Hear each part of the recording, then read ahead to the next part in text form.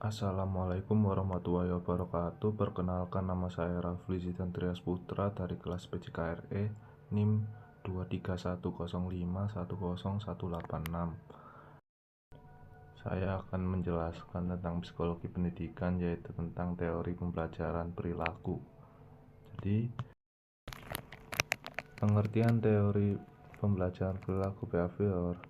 Teori belajar behavioristik merupakan teori belajar yang lebih mengutamakan pada perubahan tingkah laku siswa sebagai akibat adanya stimulus dan respon. Dengan kata lain, belajar merupakan bentuk perubahan yang dialami siswa dalam hal kemampuannya yang bertujuan merubah tingkah laku dengan cara berinteraksi antara stimulus dan respon. Behavior dalam psikologi, atau juga disebut behaviorisme, adalah teori pembelajaran yang didasarkan pada tingkah laku yang diperoleh dari perkondisian lingkungan. Pengkondisian terjadi melalui interaksi dengan lingkungan.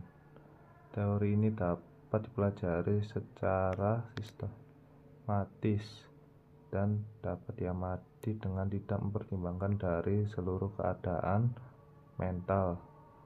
Behaviorisme atau aliran perilaku adalah filosofi dalam psikologi yang berdasar pada proposisi bahwa semua yang dilakukan organisme, termasuk tindakan, pikiran, atau perasaan, dapat dan harus dianggap sebagai perilaku.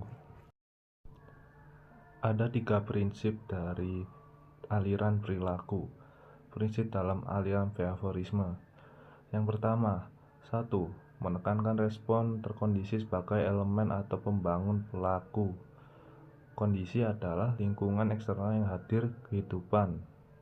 Yang kedua, perilaku adalah dipelajari sebagai konsekuensi dari pengaruh lingkungan, maka sesungguhnya perilaku terbentuk karena dipelajari.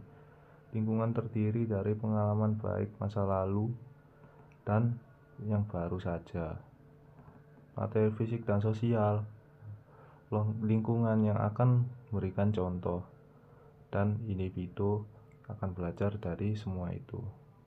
Yang ketiga, memusatkan pada perilaku hewan. Manusia dan hewan sama, jadi mempelajari perilaku hewan dapat digunakan untuk menjelaskan perilaku manusia. Pada dasarnya, Watson melanjutkan penelitian Pavlov. Dalam percobaannya, Watson menerapkan classical conditioning pada reaksi emosional. Hal ini didasari atas keyakinannya bahwa personalitas seseorang berkembang melalui pengkondisian berbagai refleks. Aplikasi teori pembelajaran perilaku dalam kegiatan. Pembelajaran aplikasi teori behavioristik dalam kegiatan pembelajaran, yaitu karena memandang pengetahuan adalah objektif, pasti, tetap, dan tidak berubah. Pengetahuan disusun dengan rapi sehingga belajar adalah perolehan pengetahuan, sedangkan pengajar adalah memindahkan pengetahuan, transfer of knowledge, kepada orang yang belajar. Jadi berbagi, seperti itu contohnya. Fungsi pikiran adalah untuk menjiplak struktur pengetahuan yang sudah ada dalam proses berpikir yang dapat dianalisis dan dipilih, sehingga makna yang dihasilkan dari proses berpikir seperti ini ditentukan oleh karakteristik struktur pengetahuan tersebut. Belajar merupakan akibat adanya interaksi antara stimulus dan respon.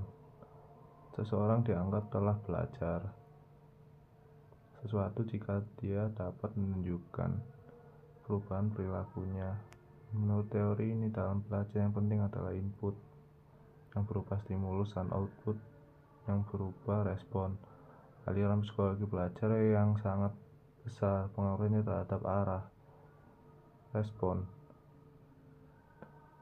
pengembangan teori dan praktik pendidikan dan pembelajaran hingga kini adalah aliran behavioristik.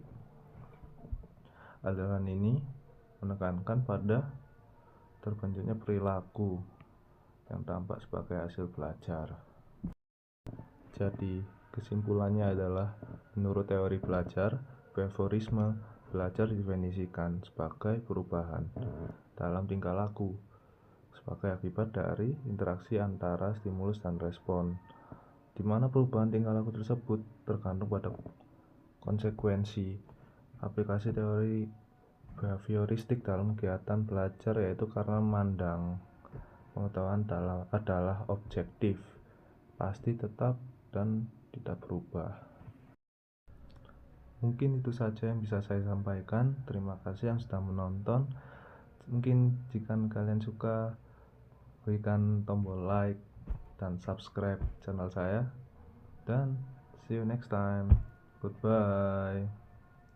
See ya.